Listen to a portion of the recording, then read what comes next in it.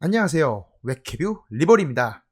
제가 오늘 다룰 캐릭터 내용은 화산귀환 청명, 그는 왜 이렇게 강한 것인가 라는 주제로 총 4가지로 나누어 분석해보려고 합니다.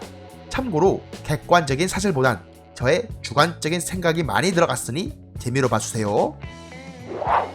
환생, 그리고 천하제일. 청명이 환생하기 전 검의 정점을 뜻하는 매화검존이라는 이명을 받았으며 화산에 많은 제자의 목숨을 바쳤지만 마교의 신이라 불리던 천마의 목을 직접 베어 선화제일로 인정받은 정점의 고수였습니다.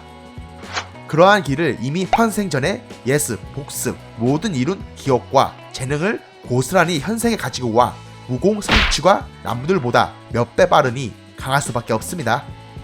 실제로 작중, 웹툰 2화를 보면 싸구려 무학이라고 불리는 육학공이라는 무학이 있는데 사실 싸구려 무학이 아닌 육체 내공을 담을 수 있는 단전을 활성화하는데 필요한 화산의 입문 기초 무학이었습니다.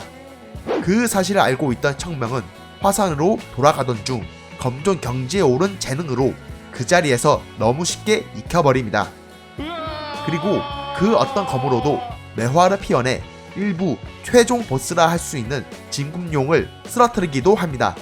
이때 진금룡은 섬서 제일 기재로 그런 그를 쓰러뜨리니 보통 그 나이대엔 이룰 수 없는 업적이지요. 물론 내공을 조금 과하게 사용하면 예상을 입을 정도의 작은 내공 크기를 가졌지만 한번 걸어온 길이니 시간 낭비 없이 빠른 속도로 내공의 크기를 키울 겁니다. 80년의 세월. 전생의 청명은 80년 넘게 살아온 인물입니다. 그러다 보니 긴 세월 동안 쌓인 경험이 기억과 함께 현생에서 많이 사용되는데 웹툰 12화를 보면 이때 당시 화산의 비동을 열기 위해 선천징기를 사용하여 내상을 입은 상태여서 청명이 내공을 제대로 사용 못하고 있는데 그때 평균 이상의 무공 실력을 가진 사기꾼 객잔 주인과 대련, 오직 실전으로 쌓아온 경험으로 상대방의 움직임을 읽고 빈틈을 노려 가볍게 제압하는 장면이 나옵니다. 가진 힘이 상대보다 약하더라도 오랫동안 쌓인 경험으로 자신보다 강한 강자를 쓰러뜨릴 수 있다는 것을 보여준 것이지요. 아마도 내공을 가진 상태가 아니라고 해도 웬만한 상대는 청명을 쓰러뜨릴 수 없을 겁니다. 물론 1화에 등장한 거지에게 쳐맞은 것은 방심해서 그런 겁니다. 아마도. 그리고 전생 때 자신이 숨겨둔 명단을 먹어 그릇을 키우니 다른 무인보다 빠르게 강해질 수밖에 없습니다. 가늠할 수 없는 무공지식. 내용을 보면 자기 혼자 강해지지 않고 자신을 포함 주변에 있는 다른 화산의 제자들을 반강제로 훈련을 시켜 몇 배 이상 강하게 만들어 화종지회를 승리로 이끌었습니다. 잠을 안 재우고 몸에 바위를 묶어 무작정 산을 오르게 하는 등 무리한 훈련으로 혹사하는 것처럼 보이지만 몸이 망가지기는커녕 오히려 몸에 부담 없이 강하게 만들어 화정지회를 승리로 이끈 것이죠. 그저 재능으로만 검존의 위치까지 올라갔으면 자신과 같은 훈련을 한 재능 없는 이들은 훈련 도중 따라가지 못하고 나고 혹은 신체가 망가졌을 겁니다. 근데 나고한 이 없이 모두를 강하게 만들었으니 보이지 않는 곳에서 제자들에 맞는 훈련법으로 디테일하게 훈련을 시켰다는 증거로 볼 수 있는 것이죠. 자신이 가진 무공과 훈련법을 100% 이해하거나 어마어마한 지식으로 사람마다 맞는 훈련법을 생각하지 않으면 불가능한 결과이기에 우리가 이해하지 못할 정도의 무공 지식을 가졌을 것으로 보이고 정순한 내공을 쌓기 위한 최적의 신체까지 얻었으니 가진 무공 지식을 더 많이 응용하여 더욱 강해질 것으로 보입니다.